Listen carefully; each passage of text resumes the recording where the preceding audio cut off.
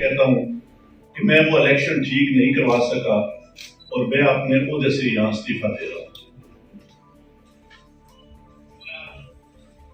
मैंने जो इस इलेक्शन में गलत काम किया है, रावलपिंडी के 13 एमएनए की सीटें जो हारी हुई लोगों को हमने जितवाया है, लोगों की 70 हजार की लीड को हमने उनकी शिकस्त में बदला है और आज भी हमारे लोग बैठ के जेली मोहरे लगा रहे हैं।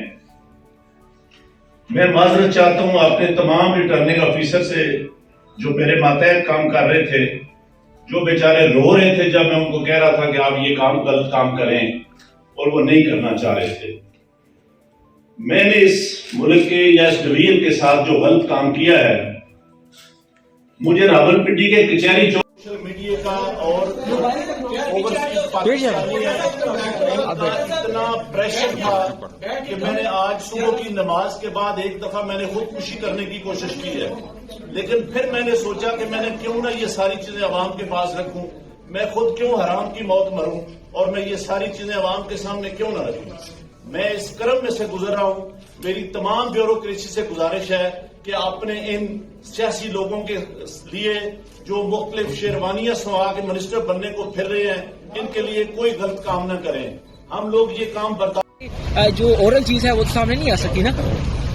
देखिए, फौज ने इलेक्शन बिल्कुल ठीक करवाए हैं। जो फॉर्म 45 है वो आज भी पूरा है। दोबारा इलेक्शन कराने की भी जरूरत नहीं, सिर्फ फॉर्म 45 इकट्ठे कर लें, उसके ऊपर सारे रिजल्ट क्लियर हो जाएंगे।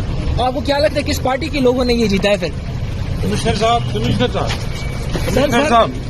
ये बताइएगा, जो आरओ ने रिजल्ट्स रोके थे, क्या उसमें बेज़ाब्तियां हुई है? क्या कहेंगे आप? बिल्कुल, बेज़ाब्तियां तो छोटा लफ्ज है। जो यहाँ पे हुआ है कि जो लोग आजाद उम्मीदवार 70, 80 हजार की लीड से जीत रहे थे, हमने उनको हरवाया है और उनके ऊपर जाली मोहरे लगा के सबको हरवाया। आपने किसी से कहा कि सब कुछ हो रहा है, गलत हो रहा है, इसको रोका जाए? देखिए, मैं ये सारी इस गलतकारी की जिम्मेदारी अपने ऊपर ले रहा हूँ और साथ आपको बता रहा हूँ कि जो चीफ इलेक्शन कमिश्नर है, जो चीफ जस्टिस है, वो भी इस काम में पूरे शरीक है। तो किसके कहने पे सब कुछ होता रहा? ये इतना सब कुछ हुआ, आखिर किसके कहने पे? आपके ऊपर कोई दबाव था? किसने ऐसा किया? मेरे ऊपर कोई दबाव नहीं है। मेरे बाप दादा भी अंग्रेजों के खिलाफ और सिखों के खिलाफ जंगें करते रहे हैं, लड़ते रहे हैं ये मुल्क बनाने के लिए।